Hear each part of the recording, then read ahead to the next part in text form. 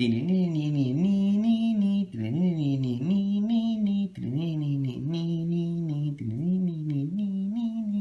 up, guys? That was me doing my intro for the fourth time now this week. It's actually kind of getting fun to do. I might do this as an everyday thing for all my videos. I'm totally kidding, by the way. I'm still in the works of working on that new intro. It might be ready by the September 25th release of the new set, which I'm going to be doing deck profiles for the Monday right after, and I'll probably have a box opening of either the day of or maybe the Saturday of. I'm not sure yet, but we'll have to see. Anyway, this is going to be the symbol skill video for my How to Play series.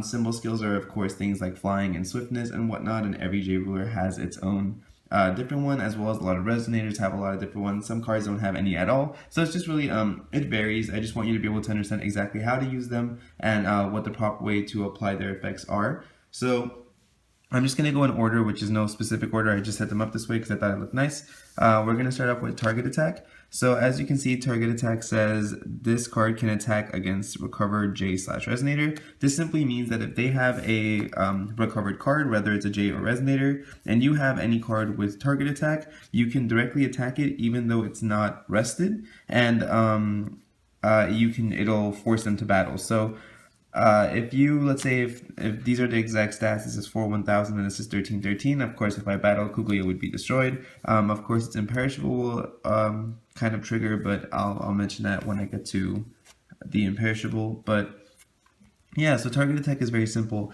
On the note of attacking, I'll probably re-mention this in battle as well, but it's really important to note that you can also attack flyers with target attack. It doesn't matter whether a flyer or a non-flyer. And you can also attack flyers if they're rested with any resonator. You don't have to worry about your monster having target attack. So some people don't know that you can attack rested creatures, especially if they have flying, but it's totally safe. Imagine it as if your resonator is flying up here and I had a resonator and it attacked, it kind of, like rests and sits down for a bit and now it's open for an attack. So I like to visualize things a lot by kind of like what it would be like if it was like a cartoon or an anime or something, because in my head it just makes rulings kind of make more sense. And I'll kind of explain it when I get to other things as well, because it kind of applies for those as well.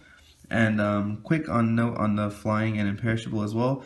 Flying, of course, means you can fly over any recovered resonator or rested resonator and attack directly. Of course, you can normally attack over all rested resonators as well, and you can always attack directly and your opponent has a chance to declare block. But flying makes sure that you can't be blocked unless your opponent also has flying. So that's always really important to note too. So if you have a flyer, you essentially have a free attack if they are not if they don't have a flyer themselves.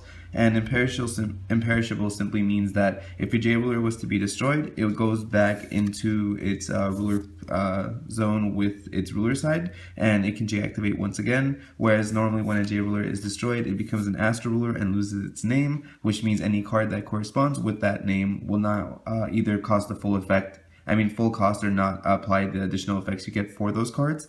And so yeah, it literally just go. Normally a J ruler that dies would go back on the J ruler side and in the position it was destroyed in. So if you have a recovered J ruler and let's say they double flame my Kuglia, it'll go back recovered. If you have a rested Kuglia and they double flame it, it'll go back on the ruler side. So for Kuglia, of course, both ways it's gonna go back to its ruler side, but if it didn't have imperishable, your ruler stays the position it is and it loses its name and all attributes and whatnot and turns into an Astro ruler.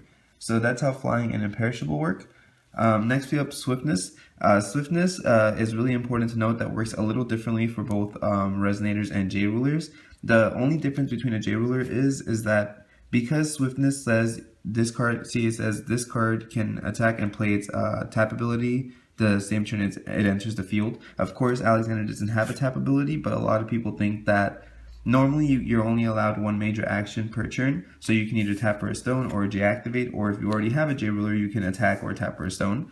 So swiftness allows you to use a rest ability the turn you're summoned, but that does not include tapping a stone. So you can't J activate and then do the 800 with her enter effect and then tap for a stone. You can of course still attack, but you just can't tap for a stone. So even though you're allowed to rest your ruler to attack, it does not mean that you can get a stone and J activate within the same turn. But of course, any turn after you've J activated, you can always rest your ruler to tap for a stone. Moving on to first strike. First strike's pretty simple too. If you are attacking, and please note it's not doing damage, it's specifically when you are attacking, the resonator you're attacking will take all the damage first, which means if the damage is enough to destroy the resonator, you won't take any damage at all. So let's say if their Alexander's at 1,000 and 700 and Kane is 7-7. If they have a rested Alexander and I attack into it, all my damage will be done to Alexander first. Alexander will then be destroyed and go into the ruler zone as an astral ruler, and Kane will still be alive because first strike let me do the damage first. So this does not apply with cards like Duel of Truth. It doesn't apply with any card that does damage. It simply even states, oh, it doesn't write it on there, but it's in the ruling. It is if your card was to battle, you do all the damage first. So that only applies during attacking. Also, not when they attack you. Please note that it's specifically when you, with the first strike, creature or J Resonator, whatever it is, attacks into something, that is the only time you do the damage first. And then lastly, I'm going to be talking about Pierce. Pierce is the most complicated of all the rulings. It's the one that a lot of people mix up the most.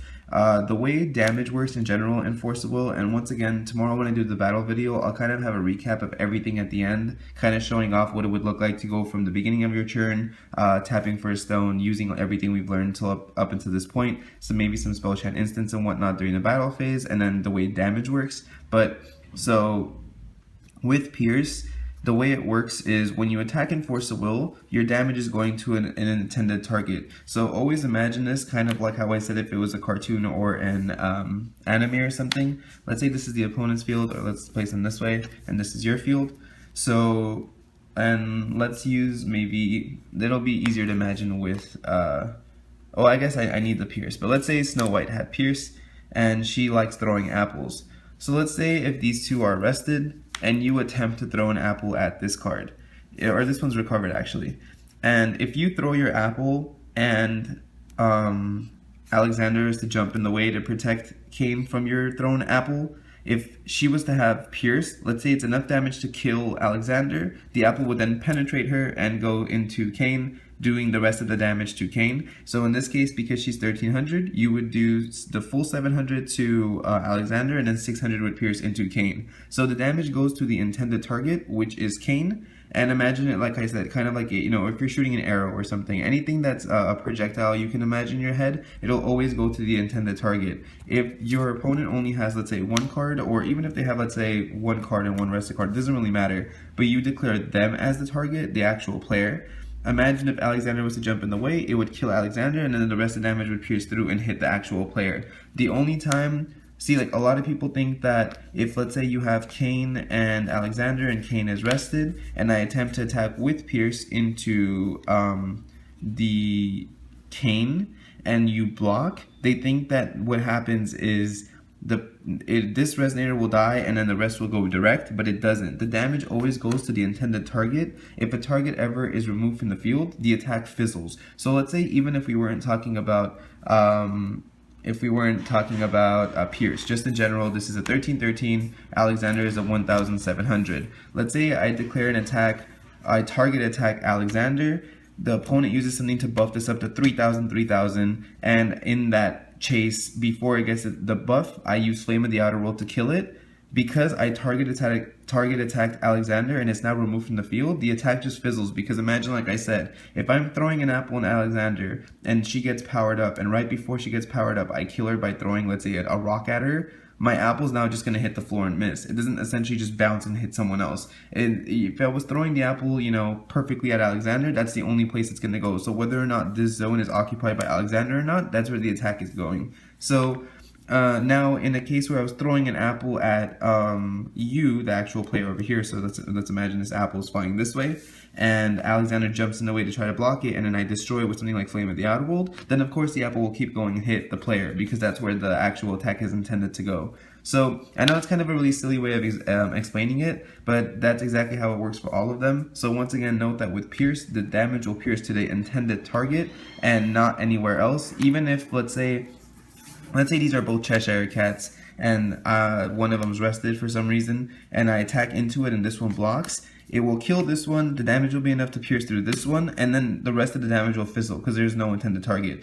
This was the last intended target I wanted to attack, so it doesn't, like, because Cheshires are both 200 defense, I wouldn't do like 800 to this one and then pierce 600 to this one, and then 400 to the player. It would just it would end over there. So the damage never goes direct if you're attempting to attack an actual target. It only goes direct if you were trying to attack a specific player and something blocked and then something pierced through. So I hope that was kind of a good explanation. I know it was kind of silly with the whole throwing apples and rocks and whatnot. That's honestly just how I always imagine everything, because it makes a lot of sense in my mind. I've always been like really into anime and Naruto and stuff, and you know, I even get crazy with it about imagining like fireballs and stuff for certain characters, and it just makes it a lot more fun for me. So yeah, if you guys have any other questions about anything that has to do with symbol skills or anything in general, please make sure to leave a comment in the comment section below. And if you haven't subscribed yet, make sure you do, because I have tomorrow's battle video with the final recap of everything we've learned at the end of that video coming tomorrow. And I will catch you guys next time.